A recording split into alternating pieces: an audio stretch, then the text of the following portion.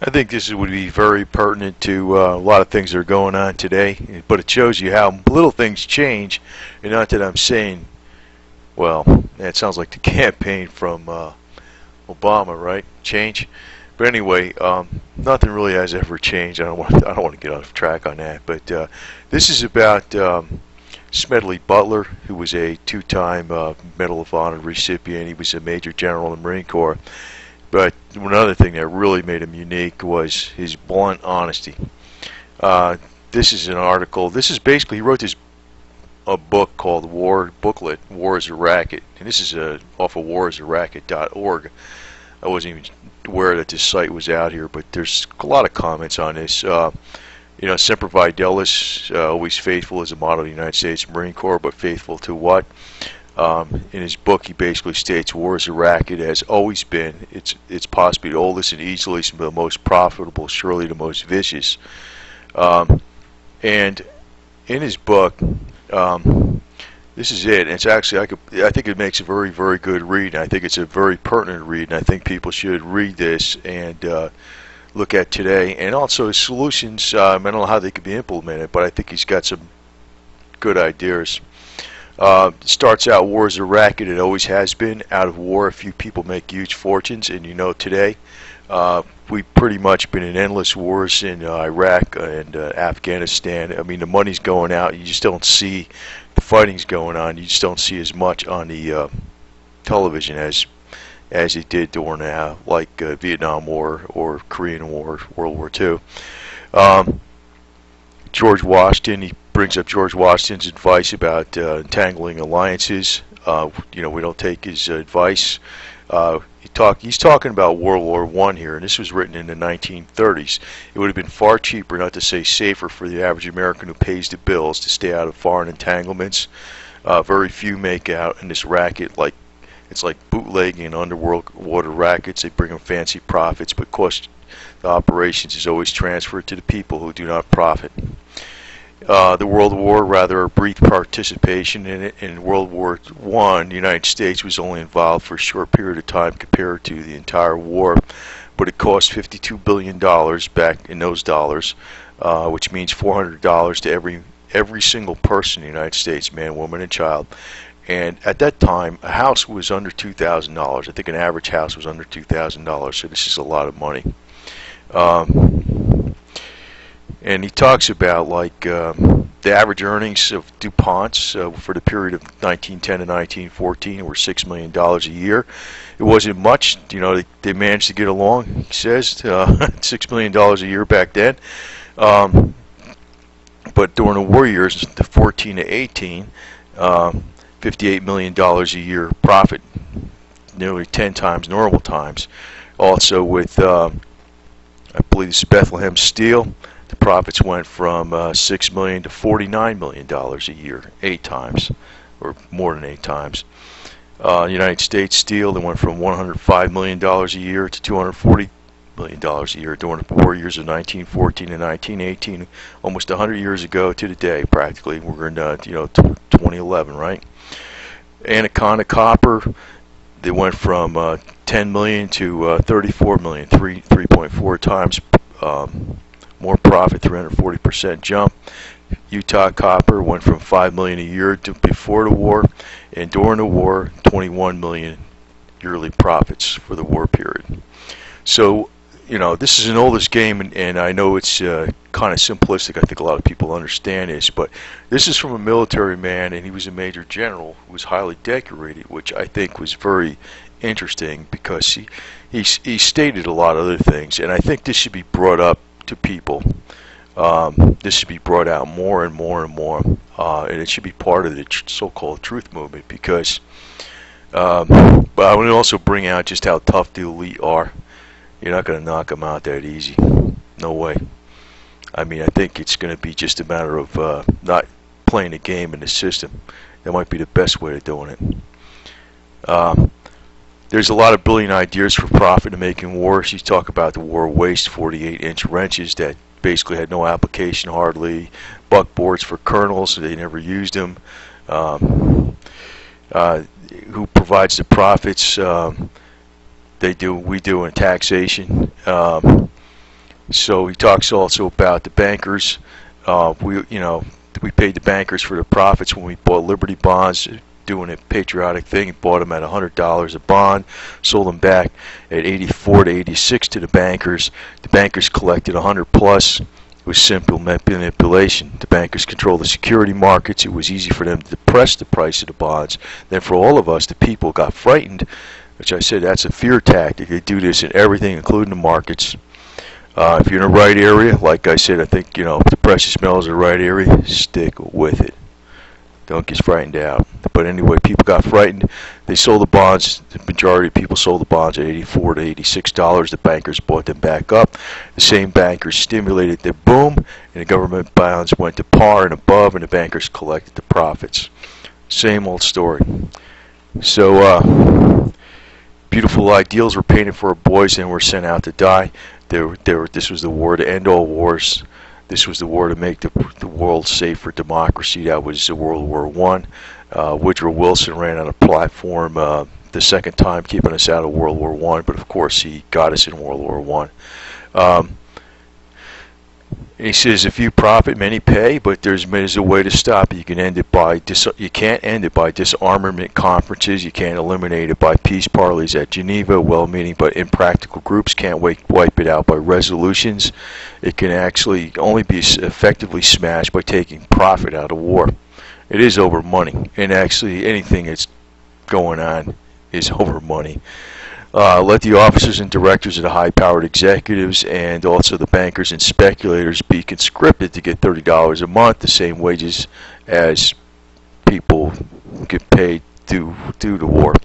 And also the kings and tycoons and masters of business and all those that work, and all those workers in industry and all the senators and governors,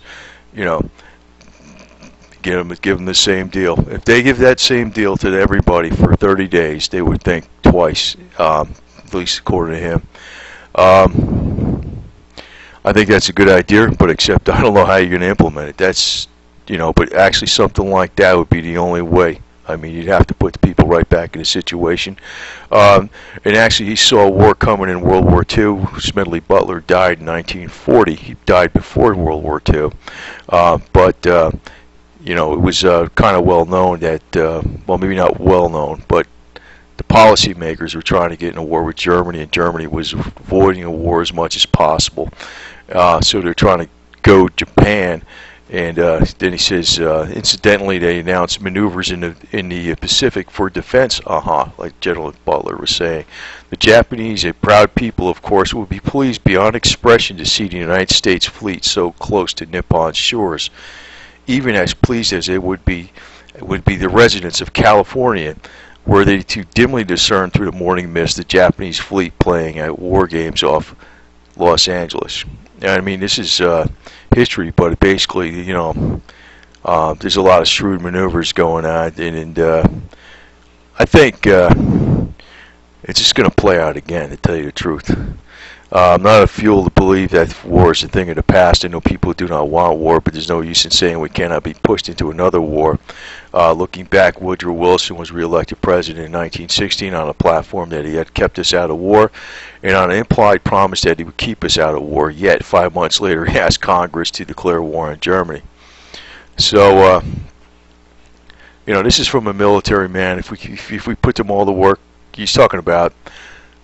It is idealistic, but I think this is something that should be read, because you're not going to knock the elite out of their positions that easily. And I don't think it's a rigid thing. I mean, it's just aggressive people that want more and more and more. They're like a hollow.